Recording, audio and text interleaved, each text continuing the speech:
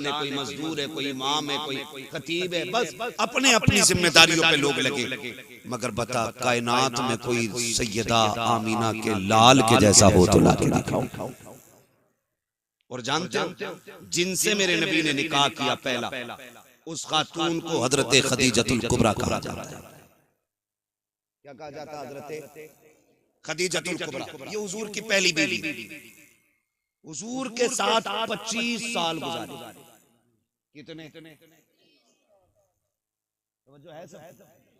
25 साल गुजारे। इनका लेवल क्या है? आका फरमाते पूरी कायनात में इस्लाम का एहसान है, लेकिन इस्लाम पे मेरी खदीजा का एहसान है। ये इनका लेवल है, ये इनका स्टेटस है, ये इनका मकाम है। आका फरमाते पूरी कायनात में इस्लाम का एहसान, लेकिन खदीजा वो है जिसका इस्लाम पे एहसान। अब आप जरा देखें, एक दिन मेरे नबी की अम्मी हजरत हलीमा सादिया रज़ी अल्लाह ताला अन्हा, ये कौन है? ये हुजूर की रिज़ाई अम्मी। कैसी अम्मी है? रिज़ाई अम्मी उस माँ को कहा जाता है जिसने दूध पिलाया हुआ। हकीकी माँ वो होती है जिसने पैदा किया। रिज़ाई वो होती है कि जिसने सिर्फ दूध पिलाया।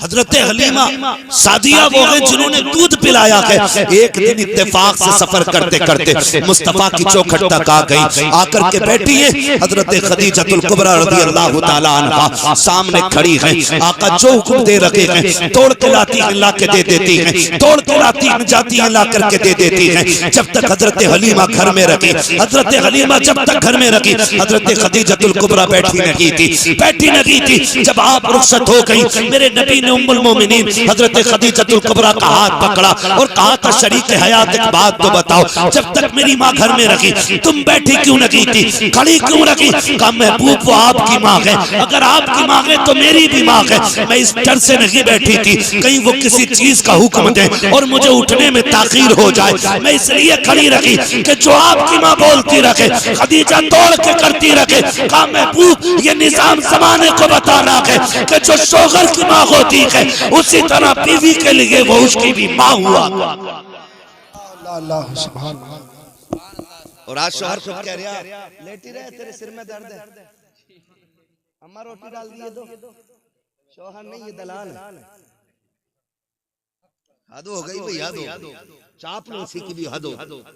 माँ बाप हजरत खदीजतुल कुबरा खड़ी रही। आज तो देख के खड़ी नहीं होती जनाब। और कंडीशन कुछ बेगैरत घरानों की ऐसी है कि दुपट्टे भी सर पे नहीं रखती ससुर को देख के। और बहुएं कहती बड़े मियां कहां? बहुएं इसलिए बड़े मियां कह रही है क्योंकि बेटा खुद कह रहा ना हाजी जी कहां? अपने अब्बा को प्रधान मुखिया हाजी जी अब्बा कहते हुए इसकी जबान टूट रही है। नसीब वाले जिनके सर पे बाप का साया होता है, नसीब वाले, मुकद्दरों वाले जिनके सर पे ममता का आंचल होता है। प्रधानी कह रहे हो, हज्जन कह रहे, माँ कहा करो माँ। अल्लाह ने इस लफ्ज में इतना सुकून रखा है कि जब चोट लगती है ना तो पहला लफ्ज माँ निकलता है। कभी बच्चों को देखो, बाप की गोद में होगा, चोट लग जाए तो कहेगा अम्मा। क्यों? क्योंकि अल्लाह ने इस लफ्ज में मिठास भी रखी है और सुकून भी रखा है। सुकून भी रखा। नबी की अम्मी आई, हजरत खदीजतुल कुबरा खड़ी रही। आज हमारी अम्मी आए ना, वो कहे बेटे तेरी बीवी को मैंने आवाज दी थी, उठी नहीं। कहा ना उठी तो तुम्हें कोई जरूरी था आवाज देना? वो तकव्वी थी, सो गई। ये कहते ठीक है अम्मी, हमसे बात कर लेगा। इस तरह से माँ बाप के लहजों की कदर किया करो, उनकी इज्जत हमें करनी चाहिए। वो माँ बाप है, वो बीवी नहीं है। माँ बाप है, उनका एक एक बाल पे एहसान है हमारे, एक एक बाल।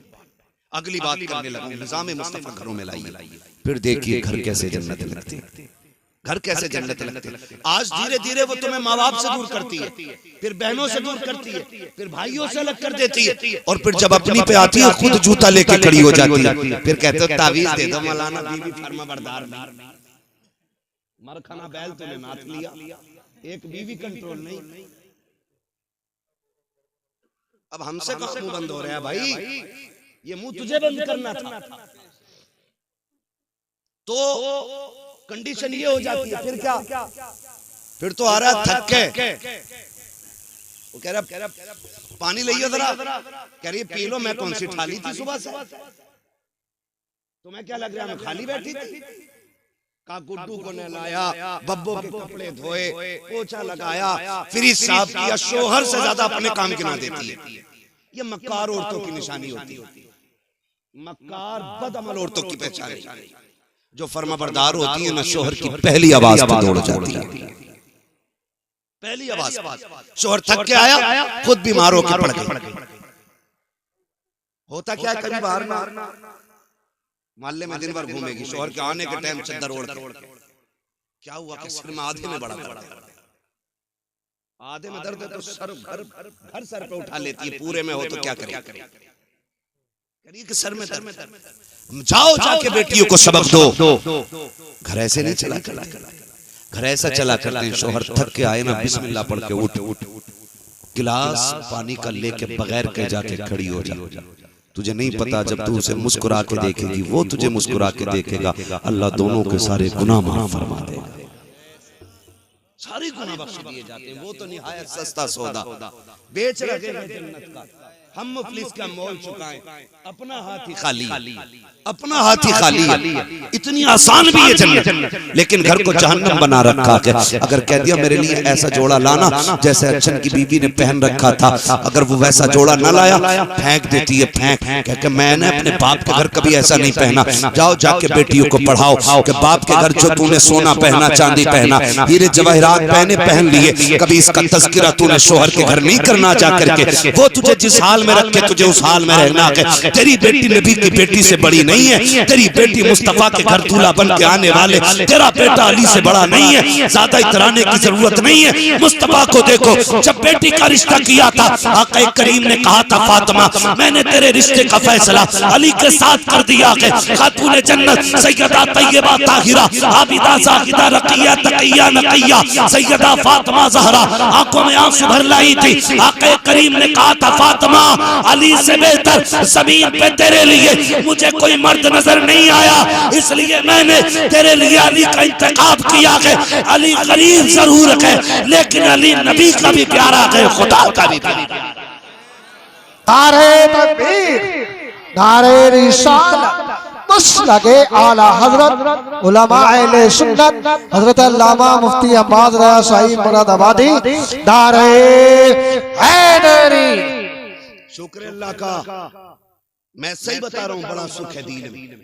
हमारे घर के 7 दामाद हैं, 7 पढ़े लिखे लोग हैं, और इतनी सुख सुकून की जिंदगी है। कभी कोई टेंशन, कभी चेंचे, कभी पैंपे ही नहीं, कभी मसला ही नहीं कि उसका हाथ पकड़ के लाओ, उसका लाओ, मुझे कार्ड क्यों नहीं आया, मुझे देख मेरा मुंह क्यों नहीं देखा। उनके सारे पढ़े लिखे लोग हैं। तो फिर जब जिंदगी हुजूर की शरीयत के दायरे में चलती है ना, तो बड़ा सुकून होता है, बड़ा सुकून होता है। बहने अल्लाह ने साथ दी, साथों पढ़ी लिखी कारिया, बड़ा सुकून रहता है। ऐसा माहौल घरों का बना, ऐसा माहौल बना। जब ये जिंदगी होती है ना, तो फिर फर्माबरदारी और सुकून में जो मजा आता है ना, वो खाली ससुर से लिए गए 15 लाख नहीं, एक फोड़े में 15 नहीं, 15 के 35 निकल जाते हैं। ये याद रखिएगा। इसलिए हराम के चक्कर में ना पड़ना, मेहनत से अपनी कमाई से लाओ, फिर 5 में अल्लाह 50,000 की बरकत दे देता है। मेहनत का होना चाहिए, मेहनत का होना चाहिए, अपनी कमाई का। भीख में मिले हुए से क्या यार, तुमसे हमसे सबसे ज्यादा पैसे तो उन फकीरों के पास है जो जामा मस्जिद के गेट पे बैठ के भीख मांगते हैं। पैसा तो उनके पास भी, लेकिन इज्जत वाला पैसा होना चाहिए, हलाल वाला पैसा होना चाहिए। तवज्जो है सारे लोग। तो माहौल जब अच्छा होना, तो फिर घर बिगड़ जाती, बिगड़ जाती। हुजूर फरमाते 25 साल मेरी खदीजा ने मेरे साथ गुजारे, लेकिन 25 साल आका फरमाते मैंने तबलीग के लिए जाता था, आता था, लेकिन कब 25 साल में कभी मुझे दरवाजा बजाने की जरूरत नहीं पड़ी। ये कौन कह रहा है? ये नबियों का इमाम कह रहा है। 25 साल कहते कभी चौखट बजाने की जरूरत नहीं पड़ी। आका फरमाते एक दिन आया, मैंने खदीजा से कहा, खदीजा क्या बात है, मैं कभी खांसा नहीं, कभी आवाज नहीं दी, कभी कुंडी नहीं बजाई, कभी हाथ नहीं मारा, तुम्हें कैसे पता चल जाता मैं आ गया? बड़ी प्यारी बात खदीजतुल कुबरा ने कही थी, कहा हुजूर आप मेरे दिल में रहते हैं और आपकी खुशबू मेरी सांसों में रहती है। हुजूर कहना उन्हें पड़ता है जिनके आने का पता ना हो। आप आते हैं तो एहसास खुशबू से हो जाता है कि मेरा महबूब तशरीफ ला रहा है। ये किसने कहा? ये उम्मुल मोमिनीन हज़रत खदीजतुल कुबरा कह रही है। आज की बीवी कहती है मर जा, तू लौट के ना आए, ट्रक के नीचे दब जा, तेरा एक्सीडेंट हो जाए। ये कह के शोहरों को रुखसत करती है, जाओ जाके बहन बेटियों से कह देना शोहर दुनिया की तेरे लिए सबसे बड़ी दौलत है। आज अगर ये जिंदा है तेरे ऊपर सुर्ख जोड़ा भी अच्छा लगता है, हरी पीली चूड़ियां भी तेरे हाथ में अच्छी लगती है, तू सोना पहने तो रानी लगती है, जोड़े पहने खूबसूरत तो शहजादी लगती है, जिससे तू ट्रक के नीचे मरने की दुआ दे रखी है, जिसके बारे में कह रही तेरी सूरत नहीं देखनी है, जिस दिन ये मर गया और सफेद कफन में लिपट गया, खुदा की कसम सफेद जोड़े के अलावा तेरे बदन पे कोई कपड़ा अच्छा नहीं लगेगा, तेरे हाथों की चूड़ियां उतार ली जाएंगी, तुझसे हंसने का हक खत्म हो जाएगा। एक बेवा की जिंदगी क्या होती है? जा किसी बेवा से जाके पूछ, आज तुझे घमंड है अपनी जवानी पे, अपनी ताकत पे और अपनी इज्जत पे। सोच जिस दिन शोहर चला जाएगा कोई थूक के तेरी तरफ देखने के लिए तैयार नहीं होगा, कोई तुझे 2 वक्त की रोटी देने के लिए तैयार नहीं होगा। आज जो हुकूमत चल रही है ये तेरी पावर की वजह से नहीं, ये तेरे शोहर की वजह से चल रही है। इसलिए जाओ जाके बेटियों से कह देना कभी शोहर की मौत ना मांगना, मौत ना मांगना। अल्लाह तौफीक दे, ये घर से निकले फिर मुसल्ले बिछा, फिर झोली फैला के अल्लाह सुहाग के जोड़े में छोड़ के गया है सुहागन मिलाना। दुआ करना तेरा काम है, खैर से रब को तुझसे मिला देना ये उसका काम है। ये जाके तालीम हमें बच्चों को देनी है। हज़रत खदीजतुल कुबरा की जिंदगी आपकी। कई बार ना मैं अभी कुछ दिन पहले ये खबर चली थी कि किसी शख्स का एक्सीडेंट हुआ, बड़ा पैसे वाला था। दुनिया बड़ी मतलब ये भी याद रखना, आज अगर हम किसी के काम आ जा रहे हैं ना तो फिर उसकी मौज लग जा रही है, फिर वो खालू भी कह रहा, चचा भी कह रहा, ताऊ भी कह रहा, भैये भी कह रहा। अगर तुम्हारी उससे कोई गर्ज पड़ गई ना फिर कह रहे हाँ यार मिले तो थे तो फिर ऐसे कर देते हो। बड़े मतलब लोग। वो नौजवान उसका एक्सीडेंट हुआ, बड़े पैसे वाला था, उसके 50 से ऊपर दोस्त थे। कहते जब मेरा एक्सीडेंट हुआ इत्तेफाक देखे रीढ़ की हड्डी टूट गई, तो नसें उसकी जो डैमेज हो गई, फिर हाथ पैर काम करना छोड़ गए। उसने कहा फिर सारे दोस्त भी छोड़ गए, यहाँ तक कि जब हाथ पैरों ने काम छोड़ा बीवी भी तलाक लेके चली गई। उसने कहा तेरे जैसे मोहताज के घर में क्या रहना। उसने रो के कहा था, उसने कहा जब मुझे होश आया मैं जब भी सुबह को उठ के ना आंखें खोलता कोई और नहीं मेरे बिस्तर पे मेरी माँ बैठी हुई मिला करती थी। दुख में दुनिया छोड़ जाती है, माँ बाप नहीं छोड़ा करते, माँ बाप नहीं छोड़ा करते। ये दुख में नहीं छोड़ते, तुम इन्हें सुख में छोड़ गए। ये परेशानियों में नहीं छोड़ते, तुम इन्हें राहत के वक्त छोड़ गए। नहीं तुम्हारा खर्चा हमसे नहीं उठता, गैरत नहीं आती है। अमीर बनना है तो माँ बाप पे खर्च किया करो, अमीर बनना है उनके खर्चे उठाया करो। अल्लाह इतना देगा तेरी 7 पुश्तों से संभाला नहीं। याद रखिएगा पानी उसी बर्तन में मजीद आता है जिसका कम होता रहता है। जो पहले से भरा रखा रहेगा वो सड़ तो जाएगा, उसमें नया पानी बोले नहीं आ सकता ना। नए पानी के लिए बर्तन का खाली होना जरूरी है, और खाली वहां करो जहां हरियाली होती हो। माँ बाप से ज्यादा खुशहाली किसके चेहरे पे नजर आएगी? इनके ऊपर खर्च करो, इनके ऊपर खर्च करो। आप तारीख का ये बाप पढ़े और जाओ जाके बेटियों को भी ये समझाओ, बेटों को भी समझाओ। और मैं एक बात बता दूं, मैं सिर्फ बहू के हवाले से नहीं कर रहा हूं, मैं शोहर के हवाले से भी अगर बात करूं बड़ा वक्त लग जाएगा। सिर्फ इतना बता दूं हुजूर ने बीवियों के साथ कैसे रवैया इख्तियार किया। ताली दोनों हाथ से बचती, एक से नहीं, खाली औरत ही नहीं आपको भी उसकी इज्जत करनी पड़ेगी, उसको रिस्पेक्ट देनी पड़ेगी ताकि उसका हौसला बुलंद रहे। ये नहीं कि हम औरत को पैर की जूती समझने लग जाए, ऐसे जिंदगी नहीं। उम्मुल मोमिनीन हजरत आयशा सिद्दीका रज़ियल्लाहु तआला अन्हा फरमाती, एक दिन ना दरवाजा बजा। कहती जब दरवाजा बजा ना तो मैंने कहा कौन है अंदर आ जाओ। कहते एक बूढ़ी अंदर आई, कमर झुकी हुई थी। उसने कहा खदीजा तेरा शोहर नजर नहीं आ रहा? कहती उन्होंने इतना कहा हुजूर बिस्तर से बड़ी तेजी से उठे, आपने तैबन संभाला, फौरन बाहर तशरीफ लाए। फरमाते हुजूर आए, उस खातून को बैठाया, खुद भी बैठ गए। मुझसे कहा खदीजा घर में कुछ है? मैंने कहा जी या रसूल अल्लाह। कहा जो भी हो लेकर के आओ। कहा मैं अंदर गई, मैं खजूर लेकर के आई। कहा और भी कुछ है? कहा जी। कहा मैं फिर अंदर गई, दूध का प्याला लेकर के आई, खिलाया पिलाया। उसके बाद कहा कोई कपड़े हैं? कहा हाँ। कहा कपड़े रखे थे, मैंने एक जोड़ी कपड़े अता किए। कहा और भी कुछ है? कहा जी या रसूल अल्लाह एक चादर और है। कहते वो भी ला के दे दो। कहा वो भी चादर में दे चुकी। जब वो खातून चली गई, हजरत खदीजा हजरत आयशा सिद्दीका कहती हैं मैं पूछूंगी सरकार से कभी फुर्सत मिलेगी, आका ये औरत कौन थी? कहा ये भी मेरे दिल में ख्याल था। उम्मुल मोमिनीन आयशा सिद्दीका फरमाती हैं वो औरत चली गई, सरकार बिस्तर पे तशरीफ लाए, आका करीम ने हाथ कलाइयां आंखों पे रखी हैं, सरकार हिचकी भर के रोए हैं। जब आका करीम रोए हैं, उम्मुल मोमिनीन आयशा सिद्दीका फरमाती हैं मैंने दौड़ लगाई, हुजूर के बिस्तर पे पहुंची, आका का हाथ हटाया, नबी की दाढ़ी आंसुओं से तर गई। मैंने कहा महबूब मेरे माँ बाप कुर्बान हो जाएं। सरकार बताएं तो सही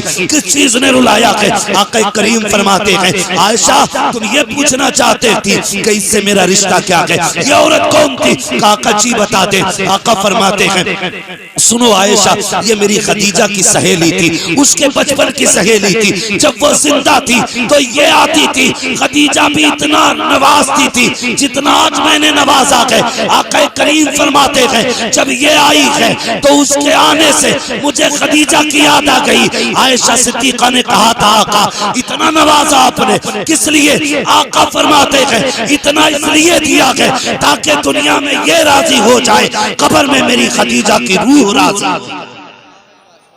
सुभान अल्लाह, सुभान अल्लाह। हमारे नबी ने विसाल करने वाली खातून हजरत खदीजतुल कुबरा की रिश्तेदारी का इतना लिहाज किया कि आका करीम उनकी सहेली को पूरी इज्जत दे। आज हम बीवी के बाप, बीवी के भाई और बीवी के खानदान को इज्जत देने तैयार ना करना ऐसा। इसलिए मैं ये कहना चाहता हूँ अपने घरों के हालात ऐसे कर लें कि हमारे घरों में जन्नत का माहौल नजर आए। कुरान तो ये कहता हुन्ना लिबासुल लकुम व अंतुम लिबासुल लहुन, वो तुम्हारा लिबास है और तुम उनका लिबास हो।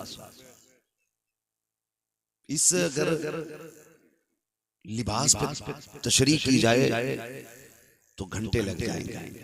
बस इतना समझ लें कि कोई भी बीवी शोहर का राज खुद से अलावा दूसरे से कहे ही ना, अच्छाई या बुरा।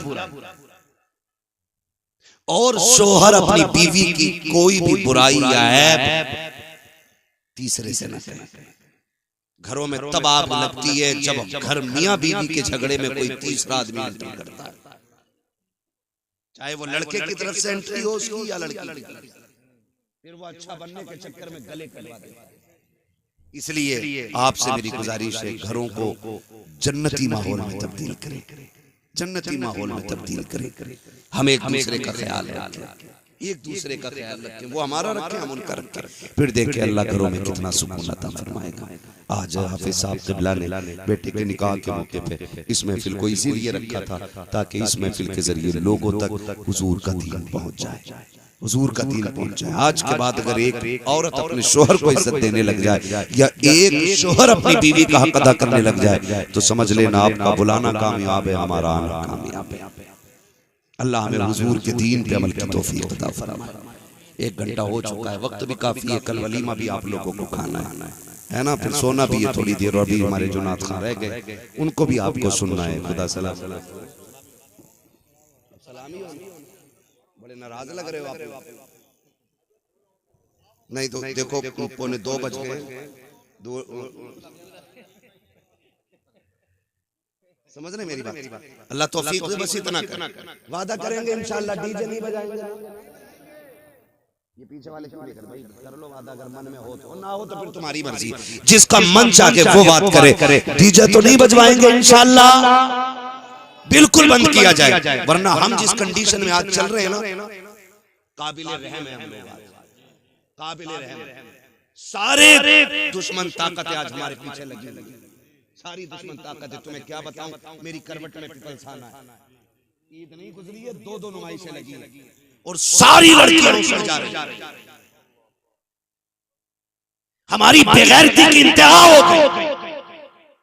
पैसे वाला होना बड़ी बात नहीं, गैरत वाला होना बड़ी बात। वाह वाह वाह। पैसा है तो लानत है पैसे, लानत है। कई जगह तो ईद डीजे बजा के मनाई गई। हाँ, अभी टांडे से निकल करके 1 घंटा जाम में फंसे रहे, का ईद चल रही है। कौन सी बदमाशी ईदों में नहीं हो रही? इस उम्मत पे अगर ये जालिम मुसल्लत नहीं होंगे तो फिर क्या जिब्रील आएंगे बचाने के लिए? ओ भाई, मौत आनी है, मौत। चाहे नकाब पहन के मेले में जा या नंगी होके मेले में जा, मेले का हुक्म एक ही है।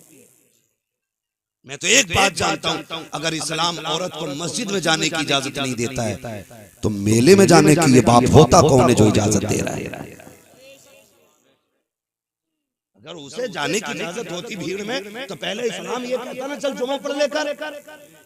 जब इस्लाम जुमे की इजाजत नहीं देता तो बेगैरत झूले पे बैठने की इजाजत किसने दी? और फिर जब चौक में आएंगे तो मौलवियों के भी उस्ताद लगेंगे, कलाइयां चढ़ा के कहेंगे हाँ हम जाने मौलवियों को। बेगैरत तेरे जैसे दौलत वाले बेगैरत से तो गरीब 5 वक्त नमाज पढ़ाने वाला इमाम 1 लाख दर्जे ज्यादा अच्छा। उस पे पैसा नहीं है मगर गैरत तो है। हमारी कौम की गैरत का जनाजा निकल गया। शर्म आती है, तकलीफ होती है, फिर कहते हैं वो उसके साथ भाग गई, वो कपिल के साथ भाग गई, वो फला कर। क्यों नहीं भागेगी? जब तुम शरीयत की हदें तोड़ोगे अल्लाह तुम्हें उजाड़ के रख देगा। याद रखिए, ये जुमले न समझना, ये कड़वी सच्चाई है। उसके दीन से खेलोगे वो तुम्हारी नस्लें उजाड़ देगा। और कोई माई का लाल ऐसा पैदा नहीं हुआ जो खुदा से सामने से झगड़ा। समझ रहे हो? डरें अल्लाह के अज़ाब से, बदलें अपने तरीके को, वादा करें इंशाअल्लाह कभी डीजे बजेगा तो देखेंगे भी नहीं जाकर। हालात ये ऐसे गंदे गाने चल रहे हैं कि आदमी, मर्दों को तो गैरत आ जाती है, जो बहन के सामने डीजे बजवा रहा है उस बेगैरत को गैरत नहीं आ रही, नहीं होनी चाहिए। अल्लाह तौफीक दे, फितनों से निकले। खुदा सबको बेटे दे, उनके सेहरे बंदे और उनकी शादियां हो, बातें हुजूर की होने लग जाए, फिर तज़किरे फरिश्तों में भी हो, रब अर्शों पे तज़किरे करे। फिर देखें इंशाअल्लाह अगर सुन्नत के मुताबिक हमने निकाह अपने आसान कर लिया और हुजूर की महफिलें सजा दी तो हो सकता है हमारी 5000 बारात के खाने का तज़किरा वहां ना हो, हुजूर की 4 नातें सुनाने और सुनने वालों का तज़किरा होने लग जाएगा। ये करेंगे इंशाअल्लाह। वो बदले थोड़ा सा अपने आप में, याद रखिएगा अब जमीन तंग होती जा रही है, इतनी तंग हो गई है हम लोगों की जमीन कि अब पैर अगला रखने की जगह नहीं। डॉक्टर इकबाल ने आज के लिए कहा था, न संभलोगे तो मिट जाओगे हिंदी मुसलमानों, तुम्हारी दास्तान तक भी न होगी दास्तानों में। अभी वक्त के बिल के हवाले से मुफ्ती साहब कह रहे थे, है हवा, पता है किस कंडीशन में हम खड़े, जगहें नहीं मिलेंगी दफन होने के लिए, अपनों के कब्रों पे फाता पढ़ने की जगह नहीं मिलेगी। वो दौर आ रहा हम लोगों को, सजदे करने के लिए मस्जिदें नहीं मिलेंगी। आज वक्त है अल्लाह को राजी कर ले, आज वक्त है कोशिश करें हमारा रब राजी हो जाए। अगर वो राजी हो जाता है ना, फिर 313 को हजारों पे फतह अता फरमा देता है। ये उसी का काम है, कामयाबी देना उसी का काम है। वो इज्जतों का मालिक भी है, जिल्लत भी उसी की कुदरत में, जिसे चाहे इज्जतों से नवाज दे, जिसे चाहे जलील कर दे, वो इज्जत जिल्लत का मालिक है। इसलिए मेरे अजीज, हम अपने रब को मनाने की कोशिश करेंगे इंशाअल्लाह। और याद रखिएगा, जिन घरों के उसूल तरीके अच्छे होते हैं उन घरों की आने वाली नस्लें अच्छी होती हैं। मैं अक्सर एक बात कहता हूँ, जमीन अच्छी होती है तो फसल अच्छी होती है, माएँ अच्छी होती हैं तो नस्ल अच्छी होती है। ऐसा माहौल बनाइए, दीन वाला माहौल, शरीयत वाला माहौल। मैं आपसे ये नहीं कह रहा आप मुसल्ला लेकर मस्जिद में जाएं, मैं आपसे ये नहीं कह रहा आप तस्बीह गले में टांगे रखें, लेकिन इतना कह रहा हूँ कि चलते वक्त ये सोच लिया करो, ये चलना हुजूर को पसंद है कि नहीं, ये लेटना हुजूर को पसंद है कि नहीं। हम जो ये गाली दे रहे हैं सामने वाले को, इससे अल्लाह राजी होगा कि नाराज होगा? 2 मिनट लगेंगे, जबान बंद कर लो कि बड़े गुनाह से बच जाओ। हमें बस इतना करना। अल्लाह हमें हुजूर के दीन पे अमल की तौफीक अता फरमाए और अल्लाह हमें हुजूर की शरीयत पर पाबंदी के साथ कामयाब रहने की तौफीक अता फरमाए। फरमाया गया लक़द कान लकुम फ़ी रसूलिल्लाहि उस्वतुन हसना, मेरे महबूब की जिंदगी आपके लिए बेहतरीन नमूना है। हुजूर की 63 साल जिंदगी पूरी कायनात के जीने के लिए काफी नहीं बल्कि बहुत ज्यादा है। हुजूर के किरदार को देखे, हम तो मगरिब को देख रहे हैं, हम तो पश्चिम की रहने वाली मखलूक को देख के नंगे हो गए, कपड़े उतर गए। नहीं, खुदा की कसम, केला वही अच्छा लगता है जो छिलके में होता है। नंगे फलों पे मक्खियां बैठा करती हैं। बहन बेटियों से कहो नकाब में रहो, औरत उतनी ही अच्छी लगती है जितने ज्यादा पर्दे में रहा करते हैं। ठीक है ना? ये उसूल बड़े मुश्किल होते हैं, बड़े मजबूत भी होता है। ये यहाँ आके बंदा फंस जाता है, पर्दे के मसले में आके बंदा बड़ा मुश्किल हो जाता है, बड़ा मुश्किल हो जाता है। लेकिन अमल करें, फिर देखें अल्लाह इसके सिले में जन्नत अता फरमाता है। मैं झूठ नहीं बोल रहा हूँ, ये मेरे बहनों ही, इन्होंने मेरी सिर्फ उस बहन को देखा जो इनके निकाह में, मेरी 7 बहनों में से सिर्फ उसको देखा जो इनके निकाह में, उसके अलावा किसी दूसरी को आज तक देखा नहीं, क्योंकि सारी पर्दा करती है। और ये हर दामाद का मसला है, ये नहीं कि सिर्फ इन्हीं का मसला। ऐसा अमल कराओ, फिर खुदा की कसम बहन बेटी कब्र में जाएगी ना तो सिर्फ उसकी कब्र जन्नत नहीं बनेगी, उसके सदके में अल्लाह हम सब की कब्र जन्नत बना देगा। करेंगे इंशाअल्लाह। और कोई बड़ी बात नहीं है हुजूर के दीन के लिए। हाँ, कुछ दिन झगड़े होते हैं, कुछ दिन लोग बातें करते हैं कि नहीं उनके यहाँ तो मेहमान को इज्जत नहीं मिलती, उनके यहाँ तो बाहर बैठाया जाता है, उनके यहाँ तो पानी नहीं मिलता, उनके यहाँ नहीं जाना। कुछ दिन बातें होंगी, लेकिन हमें दुनिया से क्या मतलब है, हमें तो अपने रब रसूल से मतलब है। हाँ, मगर फिर समझ में आ जाता धीरे धीरे, फिर लोग समझ जाते हैं शरीयत क्या है, तबीयत क्या है। ठीक है ना? करेंगे इंशाअल्लाह ऐसा। ज्यादा से ज्यादा कोशिश ये करें कि एहतियात आ जाए। मैं समझता हूँ एकदम इतना पक्का पर्दा तो नहीं हो सकता है, लेकिन धीरे धीरे एहतियात करेंगे ना तो हर घर के अंदर कनीज़े फातिमा ज़हरा नजर आने लग जाएगा। हर घर के अंदर कनीज़े फातिमा ज़हरा। ठीक है ना? जिस तरह देखो दाढ़ी जो नहीं रखते ना, उनसे को रख लेगा, थोड़ी सी बड़ी हुई तो खुजाट हो जाता है। जो टोपी नहीं ओढ़ते, जुमे के दिन ओढ़े तो रकात पढ़ के ना ऐसा होता है, गर्मी लगने लगा। और हम लोग हर वक्त टोपी ओढ़ने वाले लोग, हम अगर टोपी उतार दें तो ऐसा लगता है जैसे हमने कपड़े उतार दिए, क्योंकि आदत हो गई। जिनके दाढ़ी नहीं उन्हें बोझ लगता है, जिनके है उन्हें पता ही नहीं लगता है। और पता नहीं है, खुदा की कसम चेहरे पे दाढ़ियां सजा लो, 100 ग्राम के तावीज लटकाने से बच जाओगे। ये सबसे बड़ा तावीज। और इसके बारे में फरमाया गया कि दाढ़ी कब्र में लेके जाओ, फरिश्ते भी हया करते हैं। और फरमाया गया जिसके चेहरे पे दाढ़ी होती है ना, हुजूर उसे कब्र में देख के मुस्कुराने लग जाया करते हैं। और फिर जब हुजूर मुस्कुराए, यूं मुस्कुराए जान सी कलियों में पड़ गई, यूं लब कुशा हुए कि गुलिस्तान बना दिया। कोशिश करें अल्लाह हमारी कब्र को रोशन फरमा दे, कब्र को रोशन फरमा दे। अल्लाह हमारे घरों में शरीयत का माहौल पैदा फरमा दे, हमारी बहन बेटियों की निगाहों में गैरत पैदा फरमा दे, हमारे नस्लों में, हमारे भाइयों में अल्लाह गैरत और हया हमारी नस्लों को अल्लाह नसीब फरमा दे। हया अल्लाह हमारी नस्लों को नसीब फरमा दे। बस जो हुए गलत तुमको माफ फरमाए रब कायनात। जिंदगी ने दिया साथ, फिर होगी मुलाकात, चमन रहा फूल खिलेंगे।